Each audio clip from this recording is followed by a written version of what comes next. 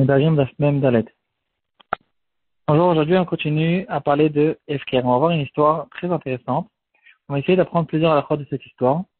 Et c'est des halakhot peut-être qui concernent Hefker, Mezouza et d'autres points qu'on va apprendre. C'est une histoire qui a été ramenée dans le livre Toldot Adam. Et là-bas dans ce livre, il va ramener une histoire à propos de Reb Zelmaleh de Vilna. Il était en chemin, il passait de ville en ville. Il est arrivé dans une auberge quelques minutes avant Shabbat. Quand il s'apprêtait à rentrer dans sa chambre, il a remarqué que la mezouza qui était sur la porte, elle était à un endroit qui est trop bas. On sait qu'il faut mettre la mezouza dans le tiers supérieur de la porte, du linteau. Et il a remarqué qu'en fait la mezouza elle était fixée trop basse. Et donc en fait la mezouza c'est considéré qu'elle n'existe pas. Donc il n'avait pas le temps maintenant, avant Shabbat, de la redéplacer, de la remettre à sa place. Le Shabbat est rentré et lui, il ne voulait pas en fait rentrer, habiter dans sa chambre. Il a dit, je rentre pas dans un endroit où il n'y a pas de mezouza. Et finalement, la solution qu'ils ont trouvée, il a été chez le propriétaire de l'auberge et il lui a dit, tu vas maintenant rendre Hefker toute la maison et tu abandonnes toute la maison devant 3 personnes, et de cette manière-là, cette maison n'appartient pas à un juif, et donc maintenant, il n'y a plus besoin de mezouza, et je peux rentrer, habiter dans cet endroit-là. Et c'est ce qu'il a fait, comme ça il a fait, ils ont emmené 3 personnes, et ils ont fait un hefker. Et comme ça, il a pu rentrer, passer le Shabbat. Rav Chaim Paladi, il ramène cette histoire, et il dit, je trouve cette histoire bizarre, à cause de 2 problèmes. Bon, il y a 2 problèmes dans cette histoire, et en fait, j'y crois pas trop. Il dit premièrement, le fait qu'il avait besoin de faire un hefker devant 3 personnes, c'est en fait on voit dans notre suga qu'il n'y a pas besoin de faire un hefker devant 3 personnes. Un hefker, même quand quelqu'un il fait un hefker devant une personne, ça suffit. Et donc déjà ici, il y a quelque chose de suspect dans cette histoire. Pourquoi ils ont besoin d'amener 3 personnes? Donc déjà, ça nous montre qu'il y a celui qui a raconté l'histoire, il n'était pas très compétent. Et peut-être qu'il y a encore d'autres détails qui ne sont pas vrais. Un deuxième problème, c'est un problème à propos de Elchot Mezouza. Il dit que quelqu'un qui passe de ville en ville et qui est de toute façon de manière provisoire dans un endroit, il n'a pas besoin de mettre une mezouza. Surtout quand on est en route Laaretz. Et là-dessus, il y aura une halakha qui dira, quelqu'un qui va en vacances par exemple, qui se trouve dans une maison, ou qui loue une maison, s'il se trouve en route Laaretz, pas en Eretz Israël, dans ce cas-là, c'est que quand il reste 30 jours dans cet endroit-là, ou bien quand il s'apprête de rester 30 jours, il a besoin de mettre la mezouza tout de suite. Mais s'il reste moins que 30 jours, il n'a pas besoin du tout de mettre une mezouza. En Eretz Israël, on mettra la mezouza tout de suite. Et là-bas, cette histoire n'était pas en Eretz Israël. Et donc, quel était son problème? Pourquoi il n'est pas rentré passer son Shabbat tranquillement alors qu'il n'y avait pas de mezouza sur la porte? À propos on revient maintenant au problème qu'il a retrouvé à propos de Hefker. Pourquoi il a ramené 3 personnes? Ici, on peut répondre assez facilement à cette chose-là. On va voir déjà dans notre Gemara. Le Shulchan Aruch se trouve dans la partie Choshen Mishpat Siman Resh Ayin Gimel. Il va nous dire que Minatora, c'est vrai que Minatora, ça suffit une personne qui entend le Hefker pour que le Hefker fasse effet, qu'il soit valable. Certains diront même tout seul. Je suis tout seul, je fais un Hefker, le Hefker il marche, mais Midei Rabbanan, on a besoin de 3 personnes. Et c'est la raison pour laquelle, peut-être, c'est-à-dire que le Rav Zelmaleh de Vilna, il était intéressé de faire un Hefker qui est valable même Midei Rabbanan, et donc il a invité 3 personnes pour qu'ils entendent son Hefker, et ça c'est pas un gros problème. La vraie question, c'est à propos des Ilchot Mezouza, pourquoi il en a fait une histoire, quel était son problème. Il y aura certains qui vont expliquer cette histoire, si cette histoire a eu lieu. Ils vont dire que le problème de Rav Zelmaleh, c'était pas un problème pour lui-même. Lui-même, en ce qui concerne, lui-même, il aurait pu faire passer son Shabbat là-bas sans problème. C'était parce qu'il était intéressé que le Baal Habayit ne soit pas dans une maison où il n'y a pas de mezouza. Apparemment, la mezouza, elle était à l'entrée de l'auberge, à l'entrée de la maison. Et donc, c'était la mezouza de toute l'auberge. Et le Baal Habayit aussi habitait là-bas. Et donc, il était intéressé, donc si le Baal Habayit habite là-bas, et lui, bien sûr, il reste 30 jours, il habite là-bas. Et donc, dans ce cas-là, il n'était pas intéressé, il était intéressé que le Baal Habayit lui-même ne trébuche pas dans cette chose-là, qu'il n'ait pas de mezouza. Et donc, c'est pour le Baal Habayit qu'il a fait ça. Et il lui a demandé de rendre Hefker toute son auberge. Cette solution, en fait, de rendre Hefker pour se rendre patour de la mezouza, c'est quelque chose qu'on a déjà retrouvé dans la Gemara, dans la Sechet Shabbat d'Afkouf Lamed Aleph. La Gemara, elle va nous dire que de fixer une mezouza, ça repousse pas le Shabbat. Et donc, quelqu'un qui s'est retrouvé un Shabbat dans une maison, il n'a pas de mezouza, et dans un cas où il a besoin de mettre une mezouza, la Gemara elle-même, elle va nous dire, il a qu'à rendre Efker sa maison, et de cette manière-là, il se rend patour de la mitzvah parce que il n'est plus chez lui. Ici, on retrouve aussi ce qu'on a vu déjà hier.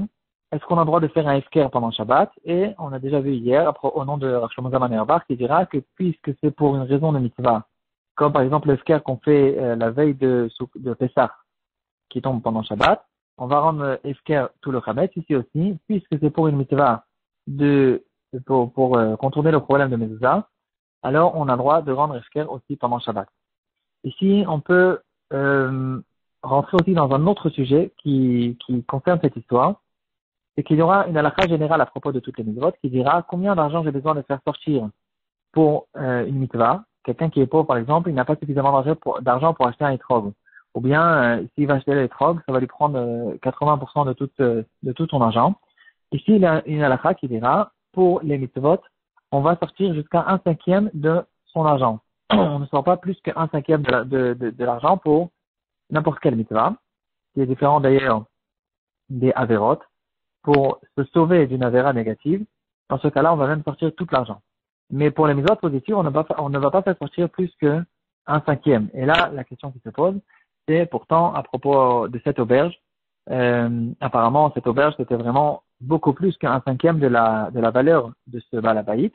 Et donc, dans le cas où il rend Efker et maintenant il met en danger toute son auberge, parce que les 3 personnes qui vont entendre, ils vont peut-être faire une chazaka dans l'auberge et la recevoir gratuitement.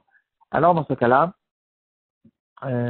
apparemment, c'était pas une obligation pour lui de le faire, même si c'était pour se sauver d'un problème de mezouza.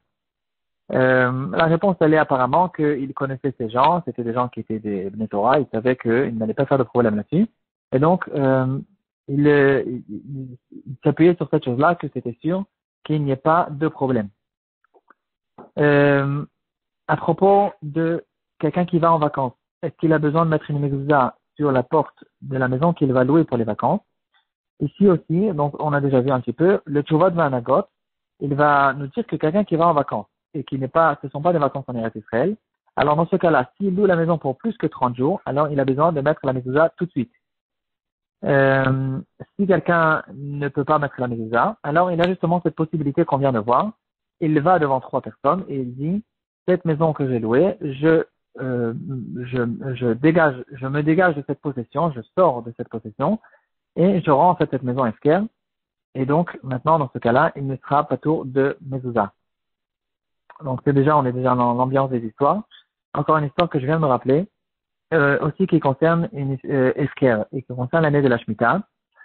Les fruits de la Shemitah, il y a une date limite jusqu'à quand on peut les manger. Chaque fruit, il a sa date limite, parce qu'il y aura un passage qui dira, on peut manger des fruits de la Shemitah que quand il reste encore des fruits dans le champ. Quand les fruits ne se trouvent plus dans le champ, et qu'il n'y a plus de fruits même pour les animaux qui tournent dans les champs, alors on a besoin d'arrêter de manger même les fruits qui se trouvent dans la maison que j'ai récoltés des fruits de la Shemitah. Ça s'appelle Zman Habiur. Donc chaque fruit, il a sa période, à partir jusqu'à quand on a le droit de le garder dans la maison. Et ici, on va raconter l'histoire d'un juif qui avait reçu du Josar Bedin, acheté du Josar Bedin, plein de cartons de jus de raisin. Des jus de raisin qui étaient des jus de raisin de la Shemitah. Et maintenant est arrivée la période de Pessah de l'année d'après. Donc, par exemple, à la fin de cet hiver de cette année, maintenant qu'on a l'année qui suit la Shemitah, quand arrive Pessah, on a besoin de finir tous ces jus de raisin. On ne peut plus les garder. Donc, ou on les boit, ou bien l'autre possibilité, c'est de les sortir de la maison et de les rendre efker, comme les fruits de la Shemitah. On les rend efker, on n'a pas le droit de continuer à les garder à la maison. Et ici, c'était l'histoire d'un juif qui était resté avec plein de cartons. Et il n'était pas, en fait, il avait la paresse de prendre tous les cartons et de les mettre sur le trottoir. Alors, qu'est-ce qu'il a fait? Il est venu devant 3 personnes et il a dit, je rends tous ces cartons efker. Maintenant, le problème, c'est que puisque ces cartons étaient chez lui à la maison, alors le efker ne sert à rien. Parce que il y aura tout le temps un kinyan cratère qui sera fait dans ces cartons. Et donc, à la seconde, il va faire efker, il va il va posséder avec le kinyan khater de ces cartons. Alors qu'est-ce qu'il a fait? Il a dit je rends Esker non seulement les cartons, mais je rends Esker aussi la chambre dans laquelle ces cartons se trouvent. Une de ces trois personnes qui étaient devant, il a dit d'accord, très bien, tu rends Esker la chambre, donc tu es très sérieux. Il a pris la porte, il a fermé la porte, et il a dit je fais une chazaka dans cette chambre, et maintenant la chambre m'appartient. Et là, ils se sont retrouvés dans un gros problème. Cette deuxième personne, il a dit, il n'y a aucune raison. Lui, il a fait un esker, son esker, il était vrai. Et c'est pas de la rigolade, on fait pas de la rigolade de la halakha. Son esker de la chambre, il était vrai. Donc, j'ai acquéri cette chambre et la chambre m'appartient. J'ai besoin de marier mes enfants et donc j'ai besoin de cet argent. Et donc maintenant, la chambre m'appartient. Si tu veux, je suis intéressé, si tu es intéressé, je peux te la revendre. Cette chambre m'appartient et donc, si tu veux, 200 000, 300 000 dollars en fonction du prix, combien c'est censé coûter cette chose-là. Cette histoire est arrivée jusqu'au Bedin, il ne savait pas quoi faire. Le pauvre juif il s'est rentré dans une situation dans laquelle il ne savait pas comment sortir. Jusqu'à ce que cette question est arrivée chez un des géonymes de notre génération, Rav Avraham Genichovski, une histoire à peu près 10 ans. C'était un génie de chez les génies et il a tout de suite trouvé une solution à ce gros problème. Il a dit, regardez, il y a un chazanish qui amène un chidouche incroyable dans le chazanish. Et en général, personne n'y pense parce que c'est quelque chose qui n'arrive jamais. Il dit, quel est le din? Quelqu'un qui veut faire une possession de kinyan khater avec un autre kinyan khater. C'est-à-dire, il y a 2 étages, et il y a en haut une maison et en bas une autre maison. Et donc maintenant, la maison d'en bas lui appartient, la maison d'en haut, quelqu'un la lui vend par exemple. Est-ce que maintenant je peux rentrer une maison dans une autre maison? Est-ce que ça marche? Est-ce que ce kinyan marche? Et le Khazanish dit que ça marche. Alors il a dit, regardez, allez chez le voisin d'en dessous, racontez-lui toute l'histoire et faites attention quand vous lui racontez l'histoire qu'il ne dise pas machinalement non, moi je suis pas intéressé, d'accord, il a rendu Esker, parce que quand on va lui raconter l'histoire, il va peut-être croire au milieu de l'histoire que c'est un problème que quand il a rendu Esker la chambre, que le voisin d'en dessous, il va croire qu'on est en train de lui dire qu'il y a un problème que lui, il a fait possession dans la chambre. Et s'il dévoile son intention en disant non, moi je suis pas intéressé de faire un kinyan sur la chambre d'en haut, alors on a tout raté. Alors dites-lui, expliquez-lui le problème et de manière à ce qu'il dise oui, moi je suis intéressé de faire un kinyan dans la chambre et donc son kinyan à lui, au voisin d'en dessous, devance le kinyan de la personne qui a fermé la porte. Et donc dans ce cas-là, lui, le voisin d'en dessous, il aura fait un kinyan. Quand il va dévoiler ses intentions qu'il était intéressé de faire un kinyan khater dans la seconde où le voisin du dessus, il a rendu efker sa chambre. Et donc dans ce cas-là, la chambre en fait n'appartiendra pas à cette personne qui a fait un kinyan dans la chambre. Elle appartiendra au voisin d'en dessous.